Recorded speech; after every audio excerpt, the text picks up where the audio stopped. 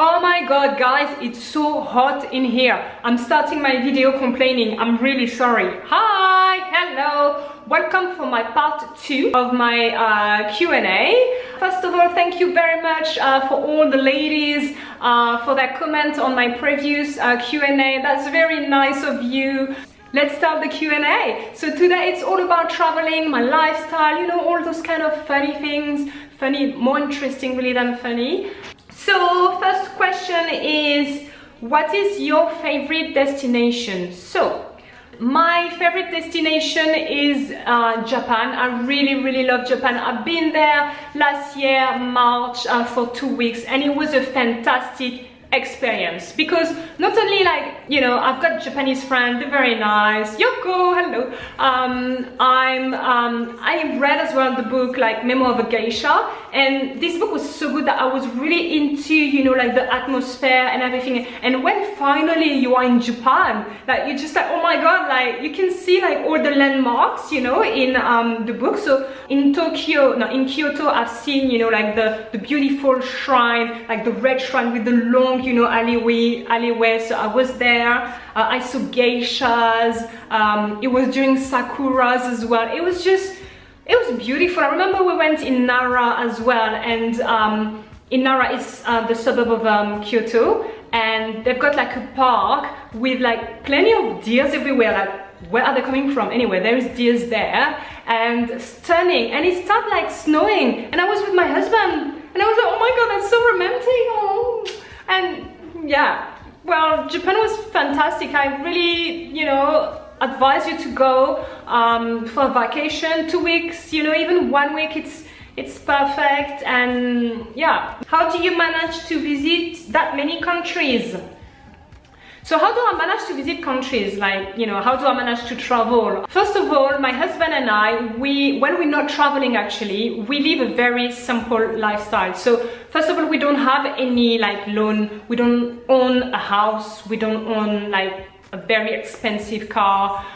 We've got like a tiny Toyota Yaris second-hand that cost us like $2,000. So it's not like we don't have like those expensive cars. We don't go to restaurants often, or I don't do shopping like, oh my god, this pair of shoes. Like, I don't remember when was the last time I did a shopping haul. Then after, what do I prefer, to travel or to own things? It's just, you know, the balance really. So we save money. When we were actually in Australia last month, we were living with David's mother, so we were not really paying rent, so all this money was going towards, you know, the travel. And another thing as well, we work online, so we just need a very good internet access, and we start making money. So really it's just that. It's more like I want to say a digital nomad kind of life. What makes you want to travel? So you know, I really like to learn. I'm a very curious woman, you know. Like, this is why I used to love uni so much, because there is so much things to learn, and like from so many things, biology, what's going on in your body, why your hair is like this, you know. I just love learning new things, right? So when I arrive in a country and there is like a population that's got a totally different way of living from, like, you know, France or London or Brisbane, I try to understand how do they live really, you know, like what do they eat, what god they worship, like how the kids are raised, what is the place of the woman, the place of the man, you know, in the family, all those kind of things. And like, for example, what make these people happy? Because like this, you just realize, oh wow, like, you know, they've got this and they're happy. Another reason why I love to travel is just push me out of my comfort zone. I love challenges, right? So I like when there is something new that just, like, you know, go through my fear, and I just, you know, master the situation, like those kind of thing. Like, traveling is very good for that. It makes you tolerant, it makes you pass through your fears, it makes you learn about other cultures. It's fantastic. where do you book your holidays? So where do we book the holiday? Actually, it depends of, you know, what kind of holidays, right? Like if it's like a long stay, we prefer to go through Airbnb, because like, for example, this accommodation where I'm filming right now, we booked it through Airbnb because it feels like it's home, right? If you stay there, you've got a little kitchenette, you know, you've got your little garden and stuff, you feel like you are at home. So it's better than a hotel. If you are traveling like for a few days, I like to use agoda.com. It does a job at hotel with like very good discounts. Woo! Well done, Agoda. And for flight, we just use a scanner really, and yeah, it does a job.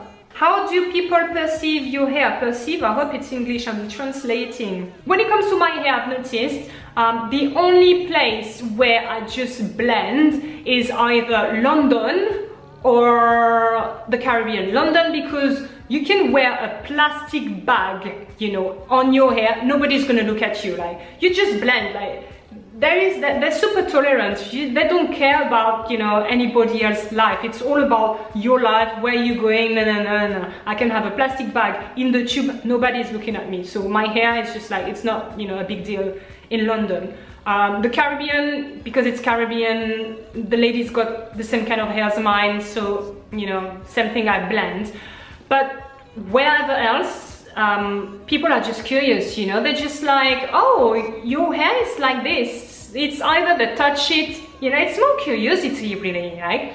They touch your hair, they just, oh yeah, sometimes they don't even ask you, but you don't even know where they put their hand, you're just like, oh my god, let me just close my eyes and stuff. Anyway, yeah, it's more about curiosity. Sometimes they even take picture, you know, with me and stuff. She asked me as well, how accessible are the Afro hair products? Well, in Asia, I'm not even looking for it because all the girls got very long and smooth and shiny naturally hair, moisturized almost with the humidity.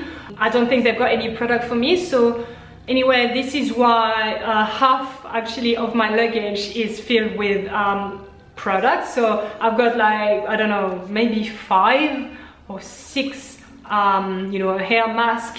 I've got like so many curl enhancing smoothie, you know, like my Eco Styler gel, all those things, my dryer, my diffuser, my hooded dryer. I've got all this because I know here it's not catered for my kind of hair.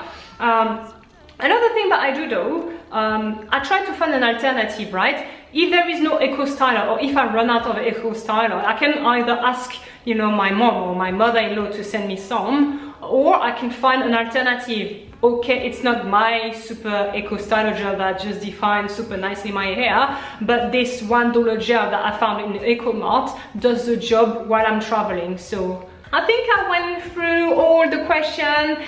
Thank you for watching my video. I'll do another video Q&A next week, and next week is going to be about my fitness. Yeah, so about my fitness, about my diet, and thank you for watching my video, and I'll see you next week. Bye!